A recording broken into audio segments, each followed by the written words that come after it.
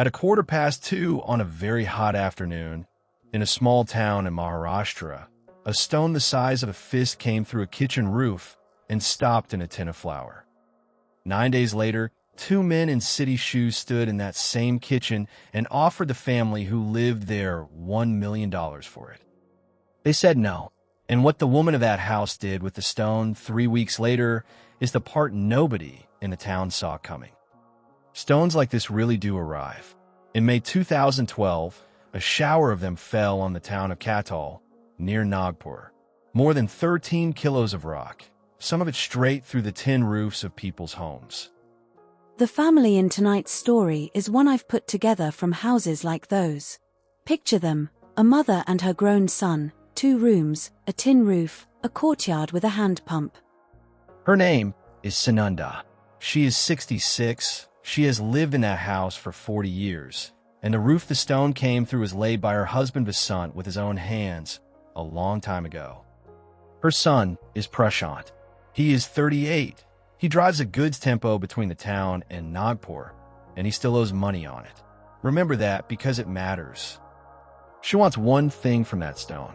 He wants another. That is the whole story, and it takes about 3 weeks to finish. It began with a noise. Not a bang, she says. More like a sheet of metal being torn in a room she wasn't in. I was cutting onions. I thought the roof had finally given up. Then I saw the flour tin. It had a hole in the lid, just one, very neat. She stood in the doorway for a while before she went any nearer.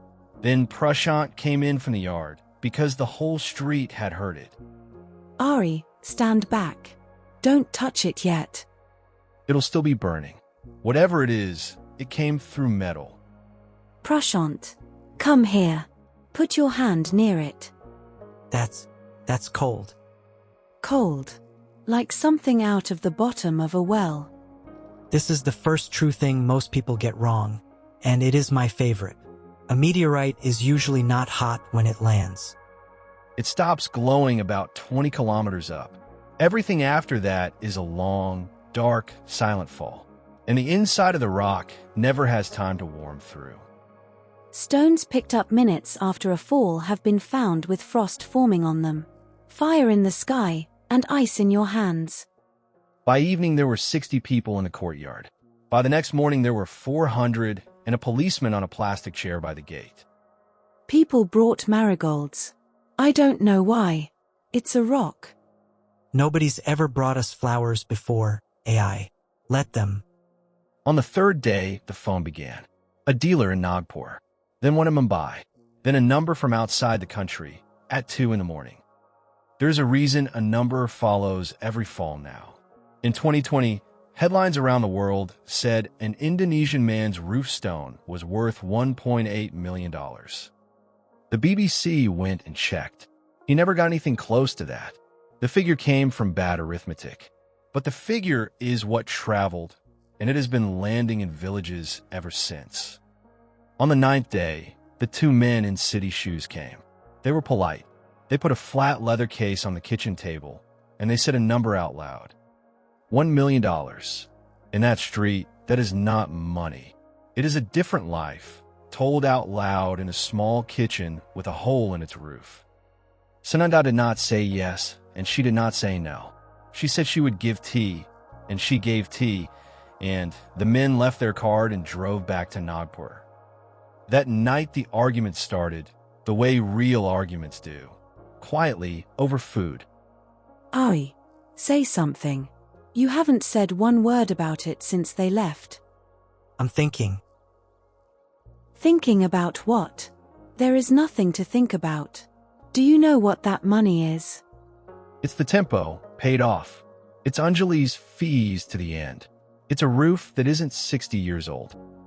I know exactly what it is. I've counted it more times than you have.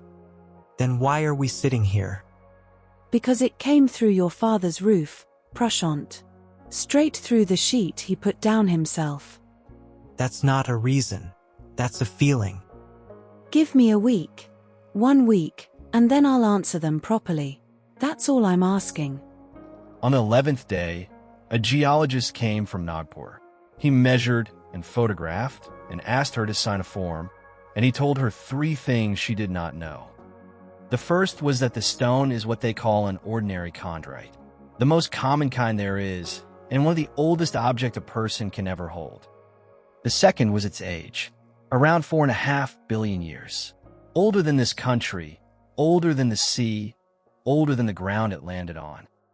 The third was that most of the material from Katal went to the Geological Survey of India, because a stone like this is not really a souvenir. It is a record. She listened to all of it standing up, with her hands folded. Then she asked him one question. If a child from this town wanted to see it, in 10 years, where would that child have to go? He said, honestly, that if she sold it to a private collector, the answer was probably nowhere. It would go into a drawer in another country, and that would be the end of it. That evening she found something else out, and this one she did not go looking for. She counted the pieces. 14 bits of that stone had been picked up in the lane on the first afternoon. 13 were accounted for. The 14th, the size of a thumbnail, was not. She knew where it was. She had seen her son put his hand in his shirt pocket in the yard on the first afternoon. Here is where a lesser mother shouts. She did not shout. She waited 2 days, and then she sat down next to him on the step while he was eating. The small one, in your pocket. I was going to tell you. I know. Aye. A man in Nagpur said 30,000 for it. Just that piece.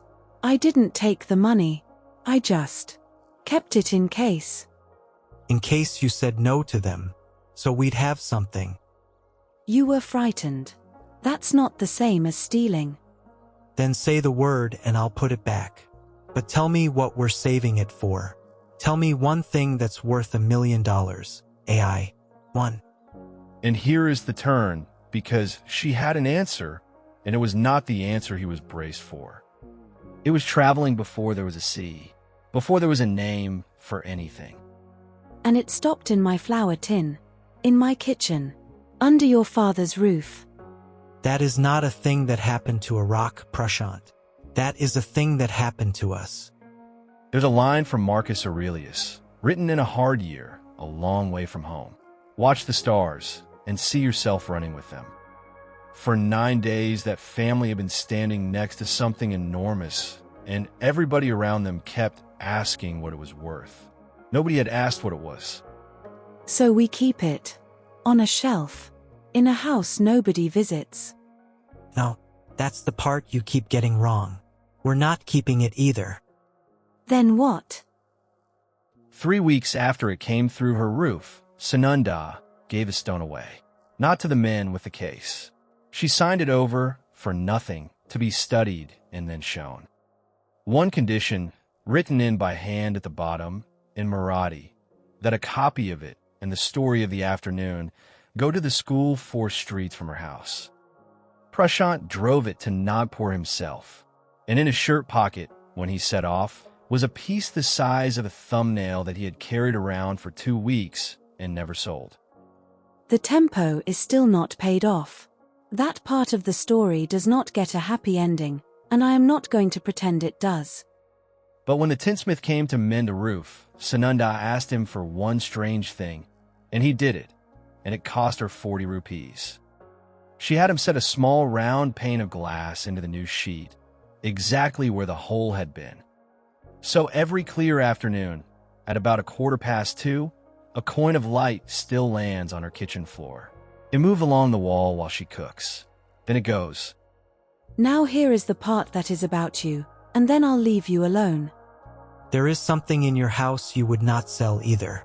A jacket, a recipe in someone's handwriting, a chipped cup you never drink from.